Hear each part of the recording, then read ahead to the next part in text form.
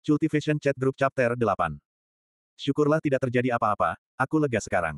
Aku akan memberitahu Soft Feather, agar dia tidak khawatir, dan menghindarinya melakukan perjalanan sia-sia ke kota H. North River Sluice Practitioner memasukkan balasan segera setelahnya. Song Suhang merasa bahwa North River Sluice Practitioner pada dasarnya online selama 24 jam setiap hari, dia tidak tahu bagaimana orang ini memiliki begitu banyak energi. Mungkinkah kebiasaan online-nya kebetulan sama dengan dirinya, yang bernama Song? Itulah sebabnya setiap kali dia online, dia kebetulan bertemu North River Sluice Practitioner. Itu tidak benar. Ketika Song Suhang online, dia online. Ketika Song Suhang offline, dia masih online, karena setiap kali Song Suhang online catatan obrolan yang dia lihat semua memiliki North River Sluice Practitioner di dalamnya.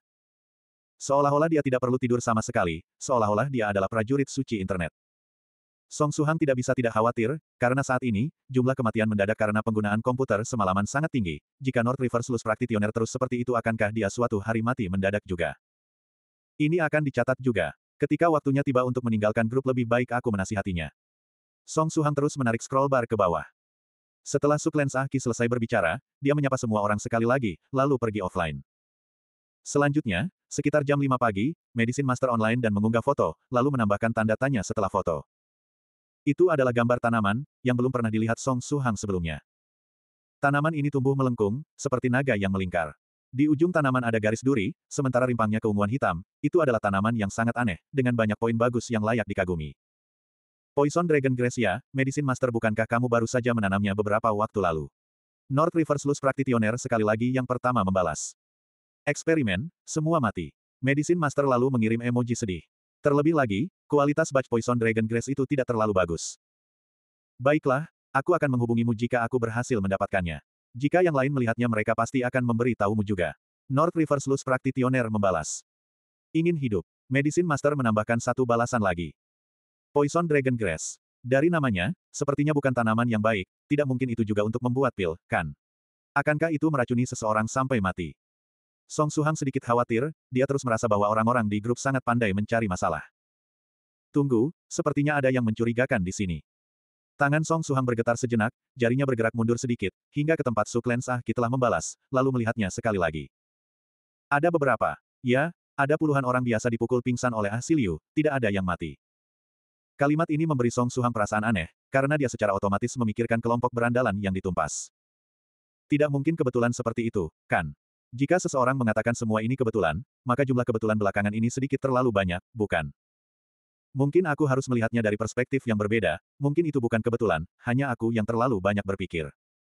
Orang selalu seperti itu, ketika mereka memiliki keraguan terhadap topik tertentu dalam hati mereka, mereka membawa banyak hal yang tidak terkait bersama untuk secara paksa membentuk kesimpulan. Sama seperti ketika mencurigai seseorang mencuri uang mereka, mereka akan menghubungkan banyak peristiwa ke kepala orang ini, dan semakin mereka melihat orang itu semakin mereka berpikir mereka melihat penjahat.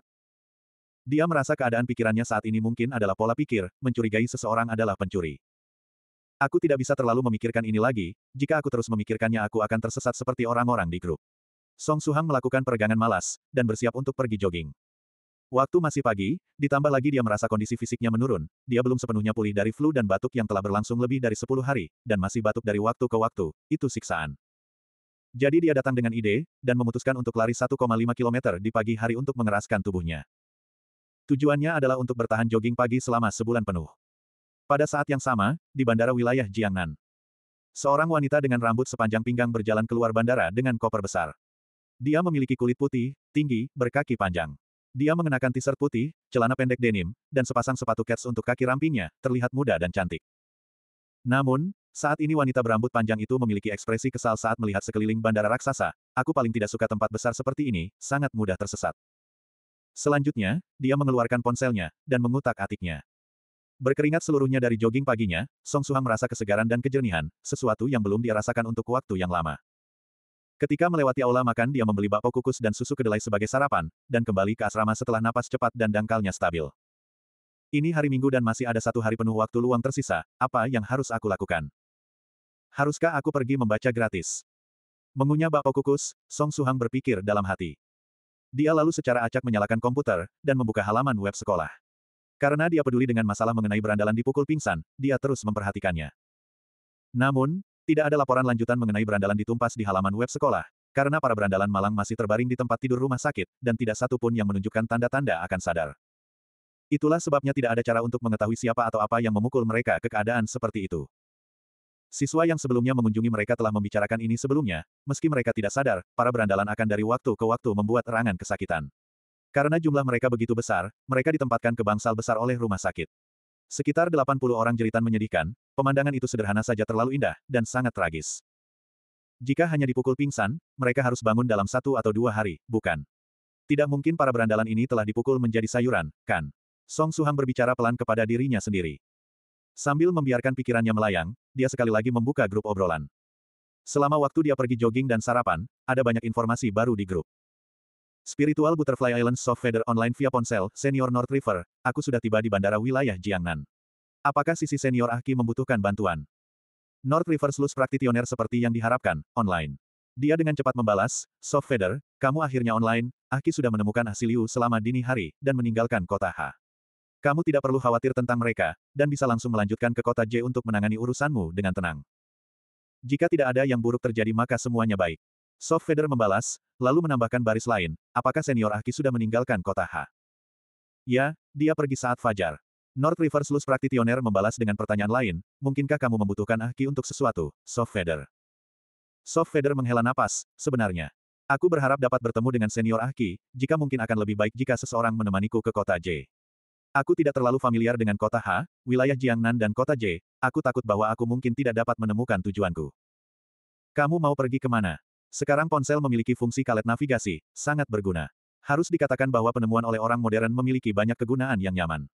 North River Sluice Practitioner dengan penuh semangat merekomendasikan, banyak orang di grup tidak familiar dengan teknologi modern, North River Sluice Practitioner bisa dianggap sebagai seseorang modern di sini. Hei, halo. Bukankah ada masalah dengan percakapan kalian berdua? Bukankah ini titik perakitan Cunip Yusiansia klasik? Bukankah seharusnya kalian merekomendasikan beberapa peta kuno? Atau beberapa harta seperti kompas? Jika dinaikkan satu level lebih tinggi, dia bahkan bisa menerima untuk membuka portal teleportasi, tapi dia tidak bisa menerima navigasi ponsel. Aku sudah mencobanya sebelumnya, tapi software navigasi tidak dapat menemukan tempat yang kutuju. Soft Feather dengan muram membalas. Tentu saja dia tahu cara menggunakan navigasi, faktanya dia hanya 25 tahun ini, tidak ada perbedaan antara dia dan orang zaman modern dalam beberapa hal. Namun, dia hanya lebih berpengetahuan ketika datang ke dunia nyata daripada anak muda modern lainnya. Terlebih lagi, aku buruk dengan arah. Aku mungkin tidak dapat menemukan tujuanku bahkan jika aku memiliki navigasi. Soft Feather menambahkan. North River Sluice Practitioner menghibur, tidak masalah. Setelah kamu maju ke stage 5 dan mampu mengangkat diri ke udara, dengan sudut pandang lebih tinggi kamu tidak akan tersesat lagi. Untuk sekarang, kamu bisa mendapatkan taksi, biasanya, selama ada alamat, sopir taksi mampu mengantarmu ke tujuan. Namun, berhati-hatilah untuk tidak masuk taksi tidak berlisensi. Terima kasih senior, aku akan mencobanya. Soft Feather berterima kasih, jika tidak ada yang menyarankan, dia sendiri akan lupa bahwa ada moda transportasi yang nyaman seperti taksi. North River Sluice Practitioner menambahkan, kamu mencoba pergi kemana, Soft Feather?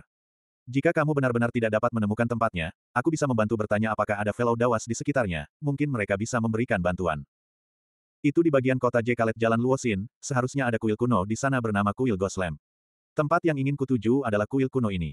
Soft Feather dengan cepat membalas. Baiklah, aku mengerti. Aku akan membantumu bertanya, dan akan menghubungimu jika ada informasi. North River Sluice Practitioner membalas. Senior, aku tidak bisa cukup berterima kasih. Soft Feather mengirim emotikon senyum dan kemudian memposting, aku akan pergi mencari taksi. Bandara wilayah Jiangnan. Gadis berambut panjang dengan pinggang ramping dan kaki panjang itu menarik koper besar, dan berjalan keluar bandara dengan cepat.